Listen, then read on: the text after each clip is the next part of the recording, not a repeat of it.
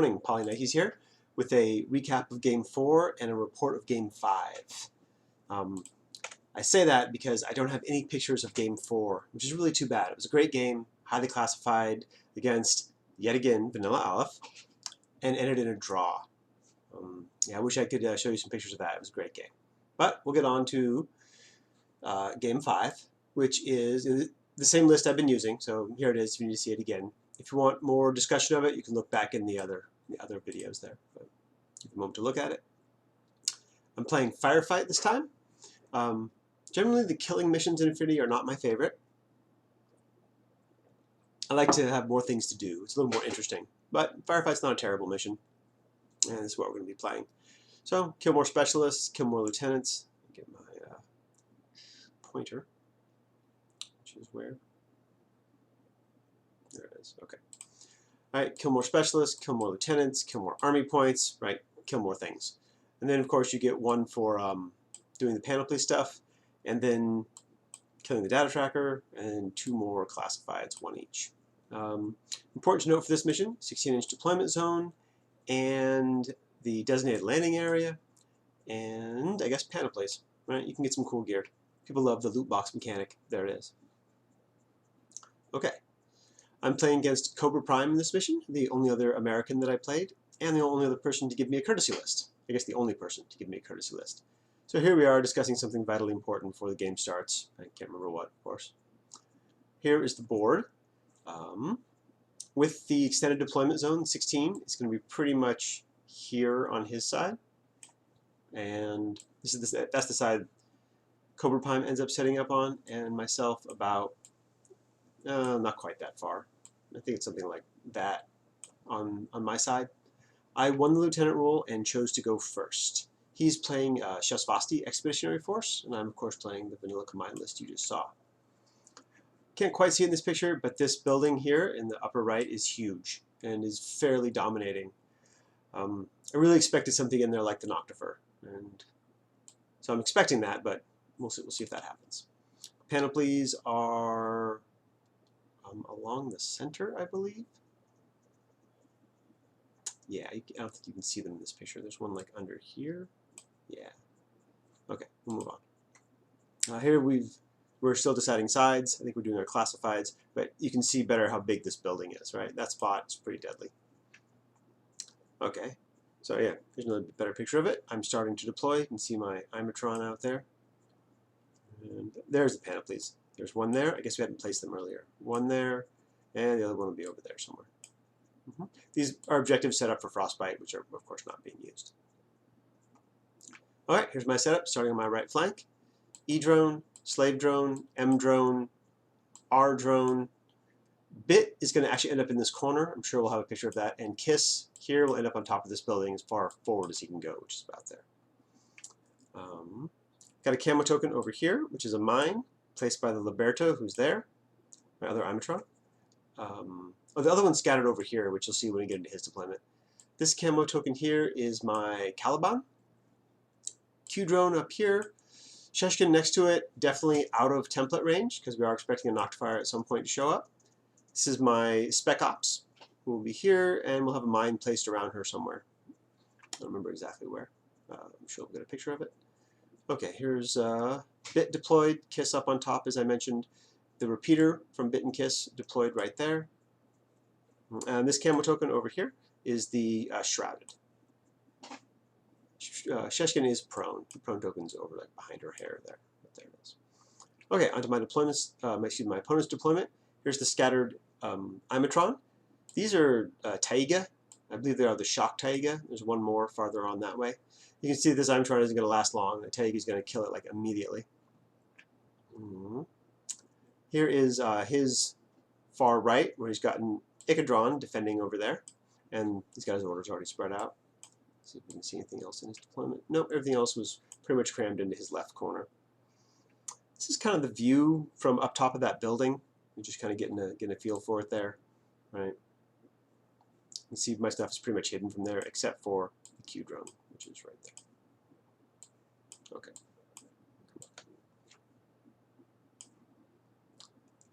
This is my opponent's deployment. We've got a Gualos heavy rocket launcher on top of this building. This is Victor Messer down here. One of his drones, I think an M drone.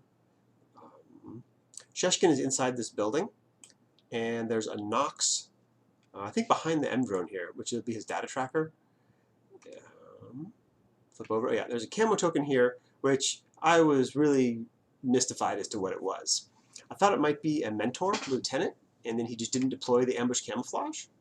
Because this is Firefight, hiding a lieutenant is great. Normally it's going to be Sheshkin, but I figured maybe he made this into one of his lists just for this mission, and that would be that. Here we got the third Taiga and an Icadron over here. We've moved on to reserves. My reserve is my impersonator, immediately behind his Gualos heavy rocket launcher.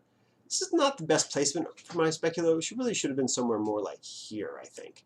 Because this gives her more access to around, right? Because immediately he puts down his reserve, which is the Plasma Q drone right there.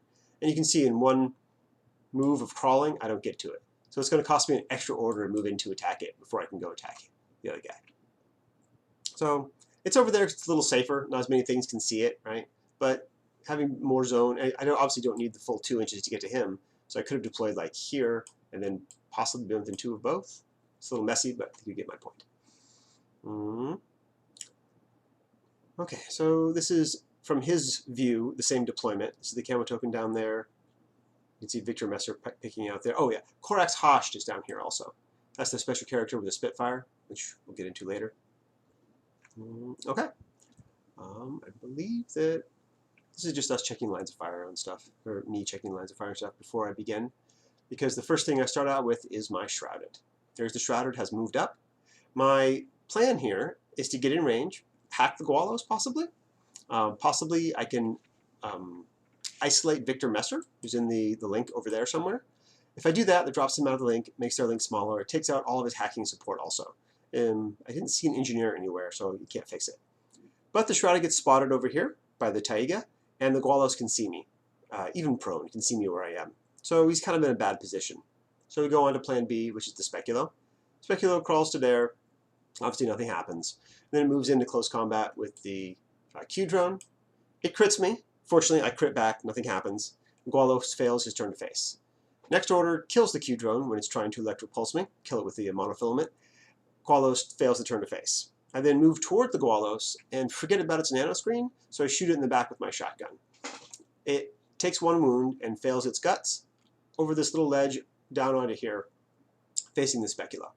But now it's given its back to the Shrouded there. So the Shrouded starts backing off and combi rifling it. It takes a couple of orders, but I eventually put it unconscious by doing that.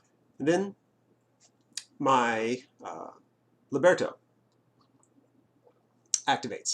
He moves up, he plants another mine over here, runs over to the other side of the board, or other side of this building, climbs up on here, plants another mine over there, where my opponent immediately asks me, do I think that this mine can see the Taiga, who's down here like that? I of course say no, it's S1, it can't see it. Until the Taiga impetuously jumps up on here, which it will have to do with its impetuous order unless he stops it. So that's my plan, is to suck the Taiga up here, kill it with a mine while it's in the air and cannot dodge. Did I do anything else on turn 1? Liberto's out of mines. That's his unloaded next to him. Now, this is his turn 1 now. This first Taiga is running out. I think that it got seen by the Shrouded. Shrouded took a shot at it. Nothing happened. The other 2 Taigas, he cancels their impetuous orders because they would jump up on here. And one of them would be killed by the mine. The other one would probably be killed by the Liberto on the jump.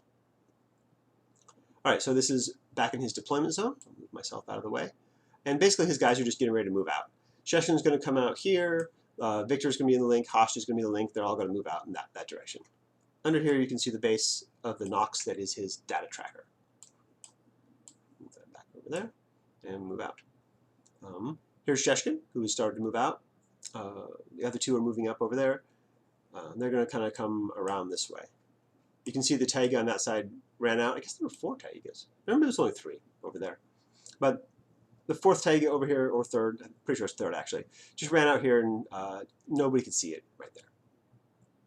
Okay, so the link is more moving up. You see now Sheshkin is all the way on the other side there. She moved across this gap. In doing so, she saw Kiss up here and killed him. If you remember, Kiss is out there basically to be killed, possibly cost you an order, possibly glue somebody. Obviously it didn't take Sheshkin more than 1 order to kill. and they just move out. You can see here, Kiss is now gone. The R drone down here is going to be the next victim as Sheshkin moves up. Sheshkin moves up over to here. She kills the R drone. They move again, and this was a little bit of a mistake on my part. My Spec Ops, who's prone, can see down all the way here down this alley. So Sheshkin's going to get a shot at my Spec Ops. Knowing that I'm going to die, because you know it's 5 dice on 15s or something like that, I decide to shoot back at Victor Messer, who was here. Thanks to his nanoscreen, I crit with my shock marksman rifle at long range, and Victor immediately dies.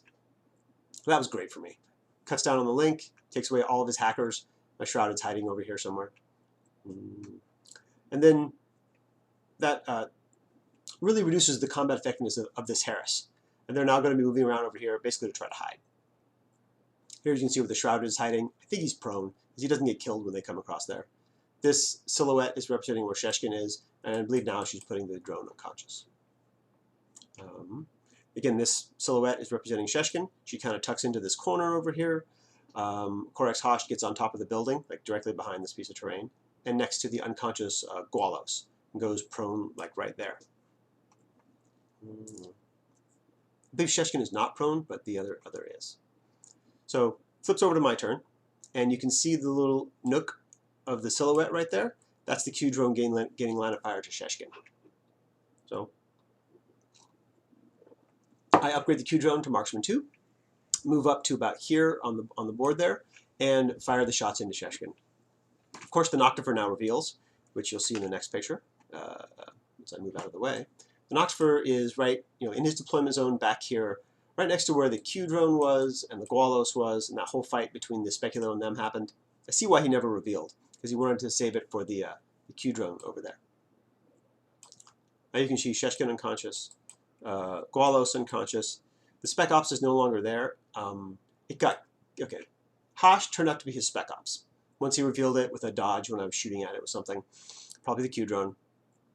It dodges and reveals to be a mine layer, and I think a doctor. Now the mine layer explains that mine over there, or that camo token over there. I thought might have been a mentor. It turns out it is in fact a mine, and that is his doctor, which is killed also. The Noctifer does hit and kill the Q drone, or puts it unconscious too. But my engineer was already killed, so that's the end of that. Here's kind of a better picture of how that started. Spec Ops there, facing the Speculo in case I come across over there, and Sheshkin down there. They're both removed, right? This one is killed, and Sheshkin is dropped unconscious. The Liberto then moves up. He's basically coming over here to get into better position for next turn. He's on the edge of this. He's taking shots at the Taiga. I think he kills one, and then just positions himself over there. Here's us checking line of fires for my Sheshkin. It turns out if she stands up, she will be seen by the Noctifer, so she does not do so. Here's him checking where I can go, which is pretty much nowhere, so I don't. And there's the end position of the Liberto. What's going on in this picture? It looks like nothing. You can see where my Shrouded is still hiding. Oh yeah, the Shrouded, who is not prone, is peeking up over here. He can also be seen by the Noctifer, so is not going to do anything either. Everyone's just holding fast there. Well, on my left, the Caliban moves up. He goes over to the Panoply, gets something out of it. He gets like +1 armor, nothing terribly significant. Goes back over there and goes back into camouflage. My Speculo then gets in a shotgun fight with the Noctifer. I unfortunately am hit by his assault pistol on my first order, but I make the save, and then I put him dogged with my second attack. Once he's dogged, I obviously stop activating. Nobody else goes anywhere. They can see him. And we end the turn and let him die. So here's the end of the turn. Noctifer's no longer there. Speculo's still there. So my opponent is in loss of lieutenant, because Sheshkin was the lieutenant. So everyone's going to get like basically one action to do things. Guys kind of mull around a little bit. Not that much happens. This is us discussing a really weird jump. The Icadron here wants to jump up onto the building here behind the Speculo, which I think is fine. Right? You can do that. But over here, my Liberto, he's going to get a shotgun shot there. And my opponent thinks there's a little bit of line of fire like between those two arcs where he can land. I think he would not have the arc to do that. He thinks he does. We discuss it. Eventually he ends up he does. He jumps up there. It's not a big deal. There's us discussing it. We had a judge call over to check it. Again, judges did a great job. They came in, they checked everything, listened to both players. He determined it was okay with some weird arcing jump. It was fine. So here we have the Ichthydron on top of the building right next to the Speculo. The line of fire from the Liberto kind of goes like that, this way. And the Speculo's goes like that way. So he's got a little arc to be in there. But that is his only order. He's out of command tokens. He only has irregular orders, no Marats. So they jump up there, it's fine. Yeah, we're getting dark again. The sun is going behind the clouds. And I believe this is the start of my third turn, where the Liberto gets his impetuous order, runs, I believe he shotguns and puts the Ichthydron unconscious. The M drone starts to move up. It was over here. It's moving up around here, trying to get an objective. Moves up a little farther. Shroud is chilling there. I believe they're going to also move up to try to get this at some point. Here's the Liberto. He started over here. He kind of runs across here, puts that guy unconscious. I believe that's what happened there. It's a while ago now. Runs over here, gets in a shotgun pistol fight with the Ichthydron over there. Liberto takes like 2 pistol hits, but makes the saves against them. Okay. Here you can see where the Shrouded has moved down to the objective, and the M-Drone has moved up. And that was pretty much all that happened in that turn. I think my Sheshkin scoots around a little bit.